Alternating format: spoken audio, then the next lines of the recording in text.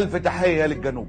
الجنوب غير. أنا أتحدث عن البشر، عن الناس، عن أهلنا في الجنوب، سيدات وأطفال حقيقة اللي أكثر من 20 سنة في تلك الحرب، 20 سنة لم يتزعزعوا، لم يطأطئوا الرأس، بيدفعوا الثمن بمنتهى الثبات في ظل عداء أقرب الأقربين. إذا لم يكن هذا هو الثبات، فبالله عليكم دلوني عن معنى للثبات في تلك الأمة من المحيط للخليج بعد فلسطين ولبنان. ناس كتبت أول ما قلنا كده، فالناس كتبت على شعب اليمن دي كل التحية، والعراق اللي بتقاوم لها كل التحية، والشعب الإيراني الصامد ليه كل التحية.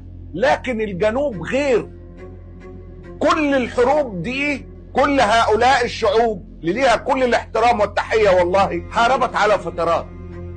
يخشوا الحرب ويخرجوا، يخشوا الحرب ويخرجوا. الجنوبيين دخلوا ما خرجوش، ولا يحظى الجنوب حقيقة بأي دعم. يعني ما تشعرش كده للناس انه في تعاطف حقيقي للجنوب نتيجة الفتنة الطائفية واللي استشرت في الأمة بفعل فاعل لكي لا يصبح العدو إسرائيل واستبدال العدو الإسرائيلي بالفتنة الطائفية. ده اللي جرى في أمتنا طبقا للخطة الأمريكية السعودية اللي اتعملت بالمهلبية عن طريق مشايخ الدقون اللي عليهم قسم بالله ما تساوي مقشات الزبالة. فلا تشعر ان الجنوب، ان الناس قادرة تعطي. الحمد لله ان في رب وفي اخرة تعطي لهؤلاء حقهم في ذلك الثبات الاسطوري.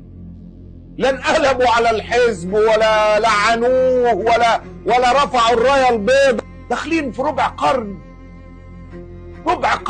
مين بيحارب في تلك المنطقة بقاله ربع قرن؟ عايش على الضرب وعلى مش عارف بكرة الصبح في ايه. هذه هي طبيعة الحياة في الجنوب، ولا نزكي على الله احد.